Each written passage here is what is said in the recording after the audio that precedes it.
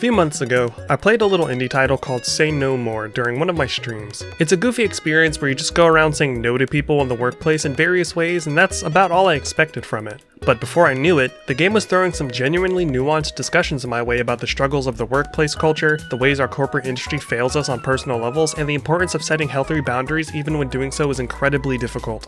So while I'm hard at work on the first portion of the Three Kings project and preparing for a Halloween video or two, I figured I'd share with you all my takeaway from this game. As is the case with every piece of media that I enjoy, I do think you should go play this for yourself if you haven't. I'm curious to hear what your takeaway is. Before we dive in, I just want to run through a few things. First, as always, a huge shout out to my Patreon members for not only their patience, but their support. My personal schedule has freed up a ton due to some big life changes I'm making, so the production of content should speed back up. Second, I decided to revive my old gaming channel where I'll be doing challenge style content. The first video is already live with more being recorded and edited as we speak. If there are any challenges you'd like to see that would be fun for me to play and fun for you to watch, head over there and let me know. In that same vein, if you land on my Patreon from either channel, you'll get to see videos early from both channels. Lastly, the new avatar and the thumbnails for the second channel are all done by my good friend Uka, so if you need any artwork for any of your projects, feel free to hit her up. All relevant links will be in the description below, but for now, let's hop on in. When the game opens, you're playing as a wizard who's on his way to overcome the Devil King who supposedly kidnapped your best friend. But then, it's revealed that they are your best friend. The wizard finds himself unable to say no to the Devil King after this realization, which foreshadows the problem the player ends up having with their best friend.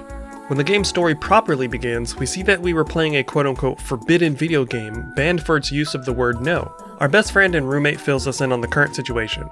It's our first day at a new office job, having finally landed something after what was likely many applications.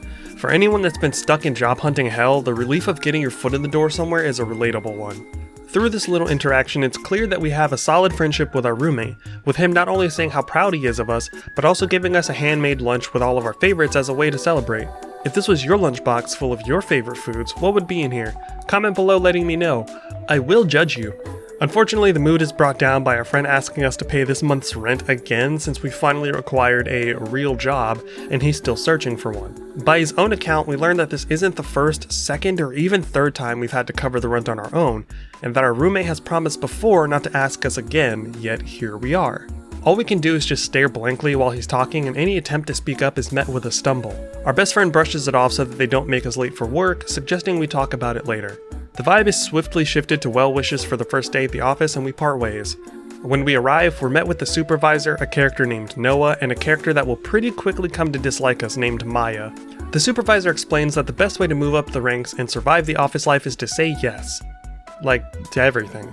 Even things that would negatively impact you personally, like handing over your lunch, for example. What's interesting to note is that there's a blink and you'll miss it moment where the supervisor himself seems jaded to this very idea, which hints at things to come. Maya seems oddly comfortable with this idea and spends most of her time brown-nosing while Noah uncomfortably follows her lead. After being shown where our crappy desks are, Noah and Maya are pulled away by a different employee to do some menial tasks, and then the supervisor returns to actually take our lunch. Bummer. Not long after that, we're bonked on the head by a cassette player that has a character that I'm just gonna refer to as Coach dwelling within it. Coach teaches us the core game mechanic, which is to utilize the power of the word no. Again, something forbidden in this place. Coach is probably my favorite character in this game by virtue of the information he imparts on the player. He reminds us that it's important to walk with confidence and believe in ourselves, and that saying no is important for keeping others who take advantage of us in check. Thus begins the game itself on a mechanical level, which is mostly just the player going around saying no in various ways to inconsiderate, rude, or lazy people. Something I skipped earlier is the fact that there are instances where just shouting no in someone's face isn't what you should do. You'll come across people that you shouldn't or don't need to say no to because they're venting, looking for healthy validation, or just otherwise trying to support you. These are usually, but not always, denoted by a pink text box instead of a white one with an accompanying timer bar that slowly depletes. If you let certain conversations run their course, various things can happen that are quite nice. You can deliver a love note between two coworkers, you can find yourself embroiled in a heated war with a secret society that specializes in staring contests, you can demo someone's new video game, or you can inspire people to follow their hearts, all just from hearing them out. We end up chasing the supervisor to get our lunch back and embarrass him in front of the other higher-ups of the company. The supervisor is fired, replaced by us, despite our objection, and then we're taken back to our desk by the manager who sends us on a small break. We're accosted by Maya and Noah, who are very displeased with our behavior, and Maya specifically says that we'll learn our lesson soon enough. Once the break is over and we return to our desk, we see the manager has tried to liven the place up by taping a drawing of a window with a view over a fan duct. You know, for morale. But then he steals our lunch, so we immediately set out to get that back. We follow the manager to his office where a string of no's reveal an entire rooftop garden built by the manager's direct subordinates designated as buddies. It's interesting because in most corporate hierarchies, the power imbalance between a boss and their employees eliminates any real foundation for an actual friendship. And unfortunately, it isn't uncommon for bosses to guilt or manipulate their employees into doing stupid tasks or working overtime by feigning friendship in a way that leaves the employee with all of the heavy lifting and the bosses with the fruit of that labor. This entire scene is a comical and hyperbolic imagining of that unhealthy dynamic. After confronting and overcoming the manager, he gets fired by the president, who then also steals our lunchbox. Once he's been dismissed, we see the fantasy world he's built for himself fall apart when his employees finally tell him they were never friends. Now that he's got no power over them or their livelihoods, there's no need to keep the facade going to placate him. Coach pops in to drop another nugget of wisdom on us after this. Save your energy and time for the important things like life outside of work. Remember, you don't need work or capitalism to self-actualize. We chase after the president this time, and every time we catch up to her, she leaves us to handle fielding questions regarding some pretty obviously worker-hostile policies she's implemented. If you let the people work through their inquiries, you can see the moral drop as they come to grips with the implications of what it is they're being subjected to and how they've gotten screwed on something like overtime pay. On the flip side, you can also interrupt them to send a conflicting message, which in most cases is in their best interest, like telling them the president can't prevent them from unionizing. I like seeing this kind of thing in a game that's very clearly railing against the awful workplace culture in corporate sectors. Information is pulled at the top and is often communicated in a vague enough way that the employees it trickles down to can't really discern how they're being screwed over until it's too late. When there's no clarity, it's easy for those in positions of power to dominate, manipulate, and otherwise bully their workers, since those same workers aren't really sure where they stand. Moving along, our conversation with the president doesn't go as planned. She's too powerful and we just haven't built up enough confidence in ourselves to say no without the help of our Walkman. Right before we get fired, we're saved by the lunch bell and Maya seems really pissed about this. The other workers are in awe of the fact that we fought a boss, which is an incredibly amusing play on words here.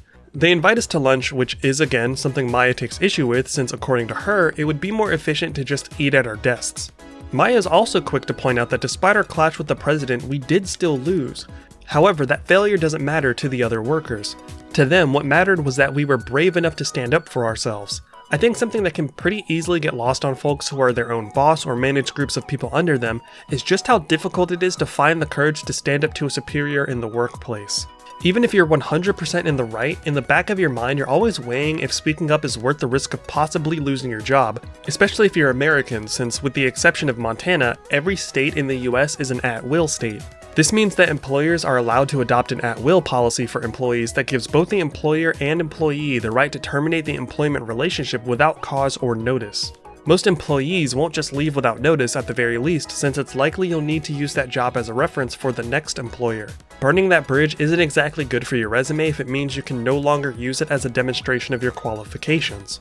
However, if you know you can be let go for any reason except an illegal one, and the employer doesn't even have to tell you why they're letting you go, you're less likely to create any static with management that invites closer scrutiny or paints a target on you.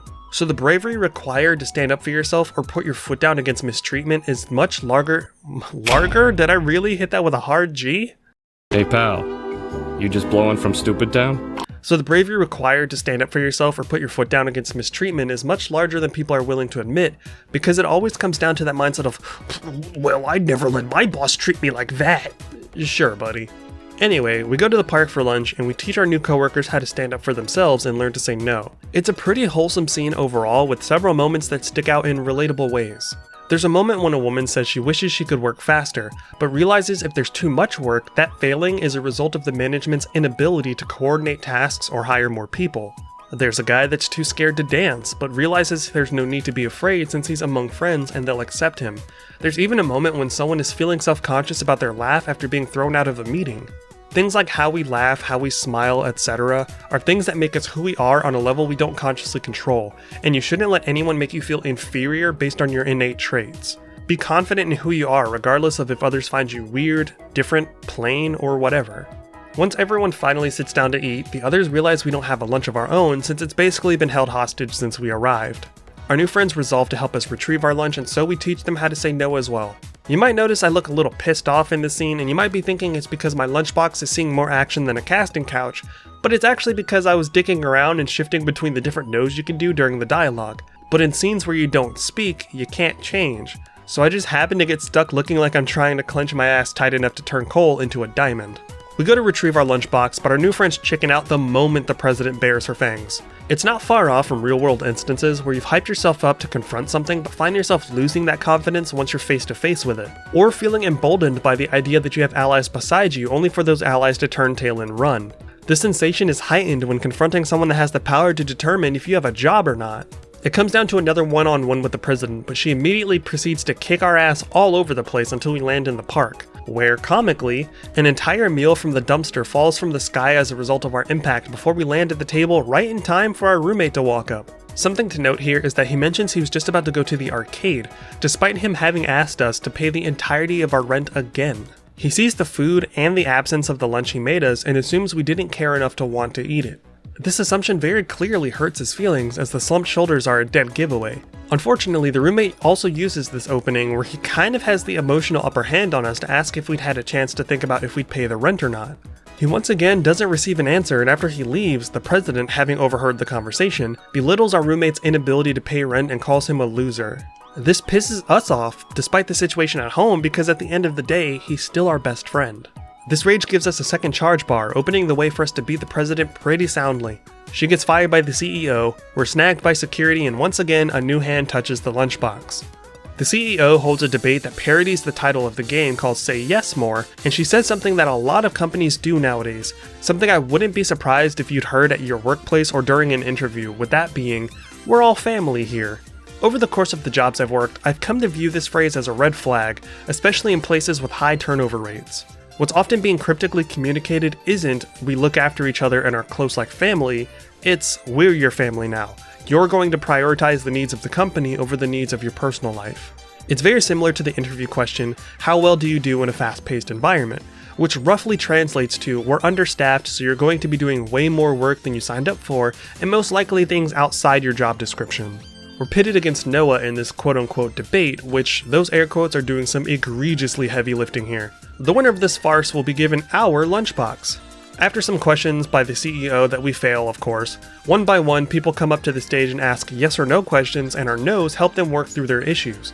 Hell, one guy even realizes that he hates his job and quits. The point of this section is to demonstrate how saying yes to everything can sometimes leave you in situations where you're uncomfortable, miserable, or confused. Up to this point, it's mostly been about telling jerks to copy their own papers or fetch their own coffee. But just like at the park, it's pivoted towards opening that door for other people to stand up for themselves in big and small ways. Maya comes up on stage and asks if we were CEO and had a bad intern who is disruptive, not open to feedback, and not working, would we fire them? She basically subtweets to our face. On the surface, it does look like she's got the moral high ground here and we're Anakin taking a lava bath, but we'll see later that her perspective on the entire situation is hindered by her own experiences, so we'll put a pin in this one for now. Not to mention, workplace dissent is rarely an attack on management personally, but often a direct result of the failings of the system itself. Dissent in the workplace can be good for employee morale who feel like they're going unheard, especially when tensions are high. Naturally, we end up losing this rigged game and Noah is given our lunchbox. But being the nice guy that he is, and seeing it as a chance to set things right, Noah offers it back to us, which does not go over well with the CEO or Maya. When the CEO commands he give it back, Noah discards the meekness he'd been displaying and stands his ground, telling her no. With Noah's help, we double team the CEO and come out on top, only for Maya to reveal herself as the real CEO. The previous one was just an actress, as Maya was doing one of those undercover boss programs. Maya halts all of the fun and enforces her return with an iron grip by laying down a threat many people in today's economy would be unable to fight back against, saying that if she hears even mention of the word no, she'll not only fire you, but make sure you never work in that city again. It's already been implied that the economy and job market in this game are pretty rough, hence why our character getting in was such a big deal at the beginning, and why a character earlier mentioned she'll have to take out a loan in order to pay that month's rent due to the company's poor compensation policies. Despite working in a corporate office setting, it wouldn't surprise me at all to discover that many of the employees in this game are living paycheck to paycheck or very close to it, mirroring how many people in the real world navigate living at or below the poverty line. Hell, they could be hovering somewhere above it and be one personal financial disaster away from suddenly facing homelessness or food insecurity. If you add on top of that a CEO that is vindictive enough to follow through on a threat like the one Maya made, you really only have two options. Take the L and bend the knee to whatever it is they demand of you, or take the L on your resume and refrain from using that job as a reference, which would suck if it's a job reference capable of opening other, better doors in your future. Not to mention, if you're struggling to make ends meet in the town, city, or province you're working in, you also likely don't have the funds to put enough distance between you and your former employer to escape their circle of influence if they are capable of hindering your job prospects. So unless you have a support system in place to help you start a new chapter of your life elsewhere, you're probably going to be trapped and forced to bend the knee. Getting back to the game, we bust out of the literal cage the CEO trapped us in thanks to Noah returning our Walkman to us. This particular section of the game doesn't have too much going on since we're just making a beeline for our final confrontation with Maya. However, I should point out that the atmosphere of the office changed drastically to now include robot workers. This is a reflection of the ideal state in which most executives and shareholders view their company and the workers within it. Not as fully realized complex human beings with hopes, dreams, fears, and insecurities, but as machines whose only purpose is to provide labor for the sake of generating profit that those same workers will never even see a fraction of.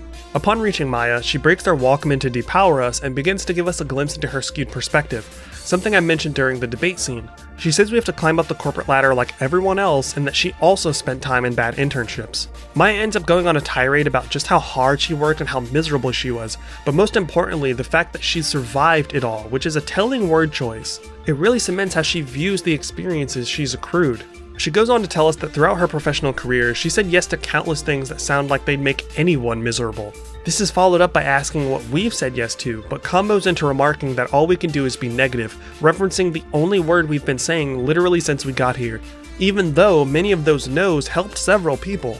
Her rant continues where she seems to mythologize her own suffering, alluding to the idea that it was her suffering, her time spent being trash as she puts it, that made her better, and that we could be better like her if we just allow ourselves to suffer the same misery that she endured. Like a lot of people in the Gen X and Boomer generations, she accuses us of being shiftless and lazy, that we just want everything handed to us, when in reality, the younger generations are just tired of having to work double time to keep up in a world that has been thoroughly ruined economically, and we understand the value of our own labor, and simply want our humanity to be recognized and respected in the workplace. Especially since the very idea of the classic American dream is out of reach for most ordinary citizens regardless of how hard they work day after day. It's the classic talking points of pull yourself up by your own bootstraps and, well, I did it, so why can't you? From a generation that then went on to take our boots, pull up the ladders, and blow up any staircases that can make the route even remotely easier for those that come after. My mom always taught me that anything worth having is worth working for, but so many adults from prior generations seem to want you to think that anything worth having is worth suffering for. If we don't suffer the way they did, then our achievements or perspectives are somehow illegitimate. After this ranting, Maya accidentally throws us out the window. The final stretch of this game is what compelled me to talk about it in the first place. As we're falling, presumably to our demise, our best friend calls to yet again talk about the looming issue of paying rent. We get a flashback to a conversation with Coach that I skipped over, where he mentions there's one last critical thing. Turns out, there's something not even he can help us with.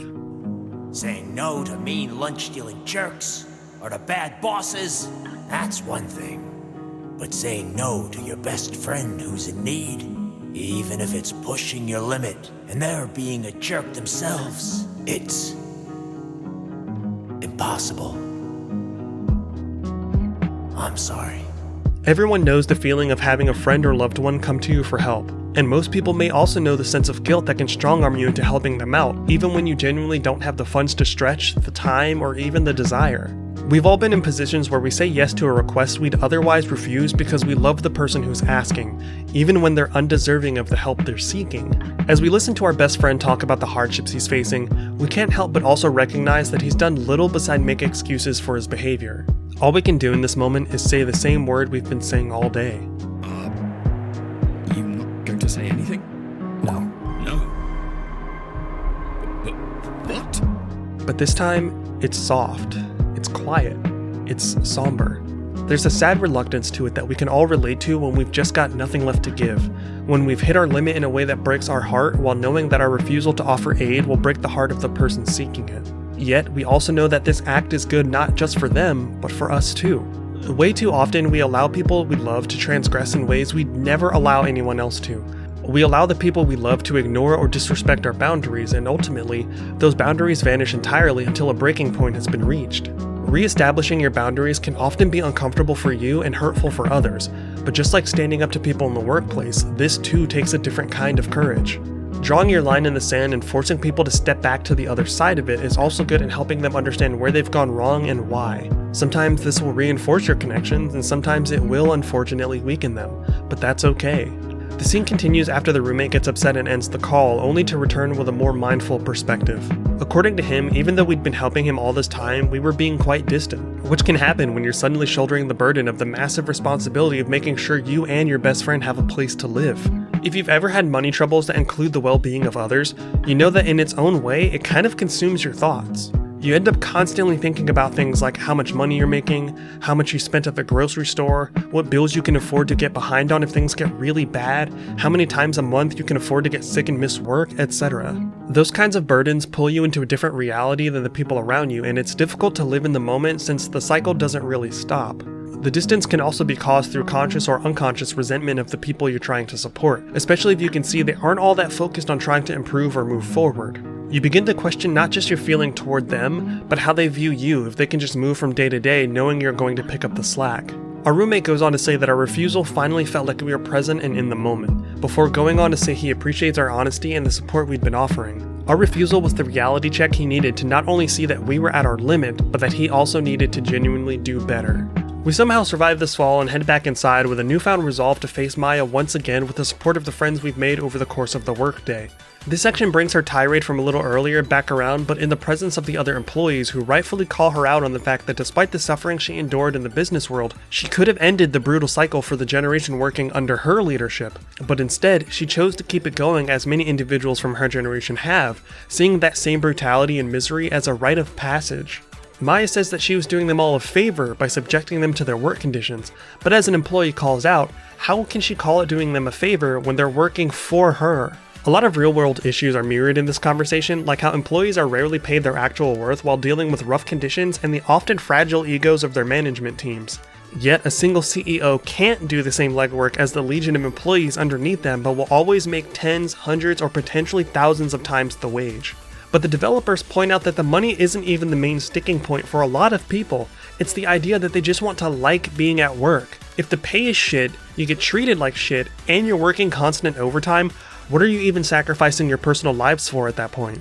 We end up in space after Noah calls one of Maya's bluffs and asks if she's truly happy with her life. I'm just going to let this part play out for you because I honestly think I'd be doing it a disservice if I simply described it. We know you're a person too. No, you don't understand. You don't get how stupid it is to have to say yes all the time. You don't know how hard it is to be happy all the time, to pretend to be strong when you feel so weak, to pretend to be happy when you feel so sad, to have to smile even though you feel terrible inside. Because if you don't, some idiot will tell you to smile. No, we know what... No, you don't get it. I didn't even want to be like this. I wish it were okay to be weak, to be sad, but apparently that makes you selfish. I just don't want to be a bad person. I just want to fit in and be accepted. Now it's all too late to change it anyway. I can't be anyone else now. I mean, what am I even supposed to do? I've just tried to do the right thing all this time. And now it's all wrong? It's all...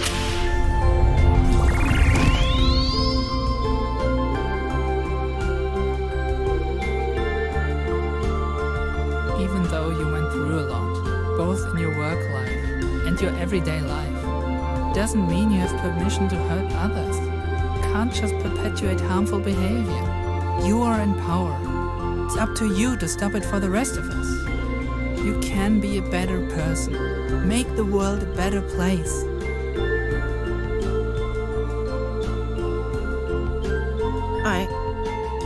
I'm sorry. I'm a bad boss. I'm a bad person.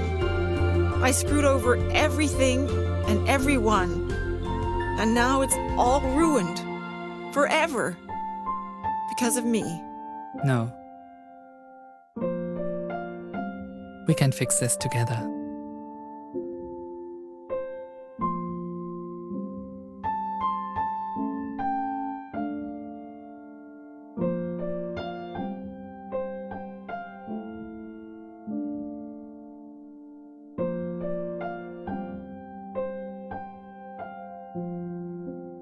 After that, the office culture has changed to be more open, flexible, and lenient, with everyone respecting each other's boundaries but also respecting them as people. Back at our desk with an actual window this time, we place the Walkman back where we found it for the next person who might need it to discover. Our roommate rolls up in a food truck where we see he's found a job making and delivering lunches, having turned his attitude and life around in a way that's suited to him since he was the one that made our initial lunch. Originally, I was going to end this video with Shel Silverstein's poem The Voice, but I thought it more fitting to let Coach have the final word here as he does in the game, since there's no way I could have made this point better than the developers over at Studio Fizbin. Perhaps, in a different world, one of nuance and wonder, the advice to say no more is actually pretty bad advice. And maybe, in that more nuanced world, many people would never need such straightforward advice. But all I'm really asking is that you live your life each day being the best person you can be. Saying no to things that are unreasonable. Saying no to things that cause you or others harm. And understanding the power you have to change yourself. To change the world. And the systems that you live in. Saying no more means what it says. It's not about always saying no. It's not about never saying yes. But if you're listening to this, maybe you should consider the advice and say no more! Remember to take care of yourselves and others, and as always, thanks for watching.